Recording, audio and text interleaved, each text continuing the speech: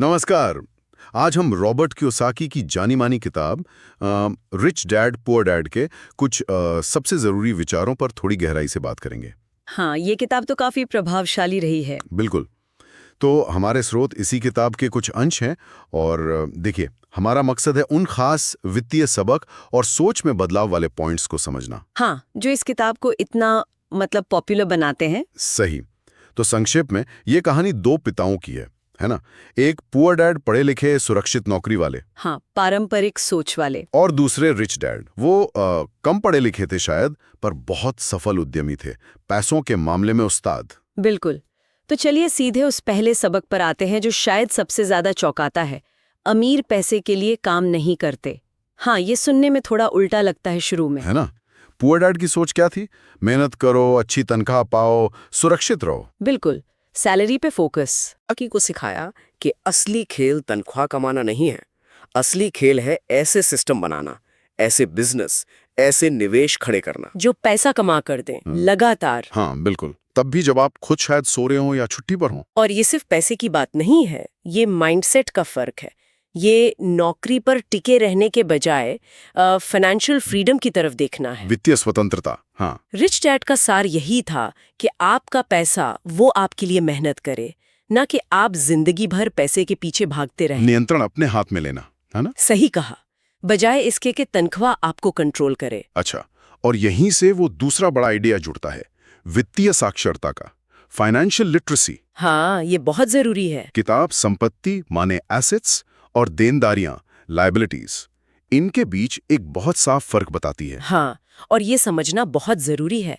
संपत्ति वो है जो आपकी जेब में पैसा डाले। जैसे कोई किराए की प्रॉपर्टी हो गई, स्टॉक, या अपना कोई छोटा मोटा बिजनेस। बिल्कुल।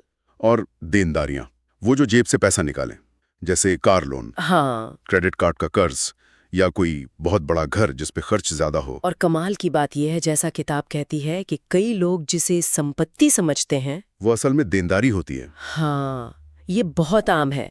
जैसे अपना घर, कई लोग उसे सबसे बड़ी संपत्ति मानते हैं। जबकि किताब के हिसाब से अगर वो आपकी जेब से सिर्फ पैसा निकाल रहा है तो वो देनदारी है। बिल्कुल, किताब का जोर इसी बात पर है कि अमीर लोग लगातार संपत्ति एसेट्स जमा करते हैं, जबकि मध्यम वर्ग अक्सर देनदारियां जमा करता है। ये सोचकर कि वो संपत्ति बना रहे हैं। हाँ, और इसी से जुड़ा है वो अपने काम से काम रखो वाला आइडिया। हाँ, माइंड योर ओन बिजनेस। हाँ, इसका मतलब ये नहीं कि दूसरों के काम में टांग अड़ाओ। नहीं नहीं, इसका मतलब है अपनी नौकरी करते हुए भी या उसके अलावा अपना खुद का बिजनेस, अपनी खुद की संपत्ति खड़ी करो, अपना एसेट कॉलम बनाओ। उस पे ध्यान दो। हाँ, उस पर। अच्छा, अब एक और थोड़ा सा शायद विवादास्पद मुद्दा उठाते हैं, टैक्स और कॉरपोरेशन का। हाँ, इस पर काफी चर्चा होती है। किताब का दावा है, हम सिर्फ बता रहे हैं जो किताब में है, कि अमीर लोग कानूनी तरीकों से, जैसे कॉरपोरेशन बनाकर, टैक्स के नियमों का फायदा उठाते हैं। हाँ, अपने टैक्स का बोझ कम करने के लिए और अपने दौलत को सुरक्षित रखने के लिए। जबकि कियोसाकी के अनुसार जो नौकरी पेशा मध्यम वर्ग है वो ज्यादा मेहनत करता है और टैक्स भी ज्यादा देता है। देखिए, इसे ऐसे समझ सकते हैं कि ये सिस्टम को समझने की बात है। कियोसाकी का तर्क है कि फाइनेंशियल एजुकेशन इसीलिए जरूरी है, ताकि आप समझें कि ये पूरा पैसे का सिस्टम, टैक्स कानून, ये सब काम कैसे करता है। बिल्कुल। किताब कहती है कि अमीर लोग कॉरपोरेशन के जरिए अपने खर्चे टैक्स देने से पहले दिखाते हैं, जबकि नौकरी वाला व्यक्ति टैक्स देने के बाद जो बचता है उससे खर्च करता है। ये एक बड़ा फर्क है। हाँ, ये ज्ञान ही उन्हें एक तरह से बढ़त देता है, और इसी से वो आइडिया जुड़ता है, अमीर पैसा बनाते हैं, द रिच इन्वेंट मनी। मतलब वित्तीय समझ होने पर आप ऐसे मौके देख पाते हैं, ऐसे अवसर बना पाते हैं जिन्हें दूसरे लोग शायद देख ही नहीं पाते। वो बाधाएं देखते हैं, आप अवसर। अच्छा, और एक आखिरी सबक जो मुझे लगता है खासकर युवाओं के लिए बहुत जरूरी है, सीखने के लिए काम करें, कमाने के लिए नहीं। हाँ, ये बहुत गहरी बात है। करियर की शुरुआत में सिर्फ ये मत देखो कि सैलरी कितनी है, देखो कि आप सीख क्या रहे हो। बिल्कुल, तो कौन से स्किल्स मिल रहे हैं, जैसे सेल्स, मार्केटिंग, निवेश, लोगों को संभालना, मतलब मैनेजमेंट स्किल्स। हाँ, क्योंकि ये स्किल्स ही हैं जो आगे चलकर आपको मौके पहचानने और संपत्ति बनाने में मदद करेंगी। सही कहा, ये लॉन्ग टर्म सोच है। ये स्किल्स ही आपकी असली संपत्ति बन सकती हैं। पैसे से भी बड़ी। कुल मिलाकर दो अलग तरह की मानसिकताएं दिखती हैं, है ना? पुअर डैड वाली सोच, स्कूल जाओ, अच्छे ग्रेड लाओ, सुरक्षित नौकरी पाओ।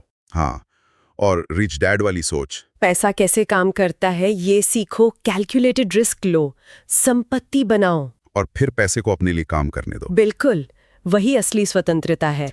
तो सार क्या निकलता है? कियोसाकी के हिसाब से पारंपरिक शिक्षा अपनी जगह जरूरी है, पर शायद वित्तीय शिक्षा उससे भी ज्यादा जरूरी है। आपकी आर्थिक आजादी के लिए। हाँ, असली आजादी तब है जब आपका पैसा आपके लिए कमा रहा हो। सही का मुख्य संदेश यही है, अपनी फाइनेंशियल आईक्यू बढ़ाओ, एसेट्स बनाने पे ध्यान दो, लायबिलिटीज से बचो और पैसे के बारे में सीखते रहो हमेशा। बिल्कुल। तो चलिए श्रोताओं के लिए एक सवाल के साथ इसे खत्म करते हैं, उस पर वो सोच सकते हैं। हाँ, जरूर। अगर पारंपरिक शिक्षा, जैसा कि ये किताब कहती है, हमें आर्थिक रूप से सुरक्षित बनाने के लिए काफी नहीं है, तो आज के जमाने में कोई अपनी वित्तीय शिक्षा की यात्रा सही मायने में कहां से और कैसे शुरू कर सकता है?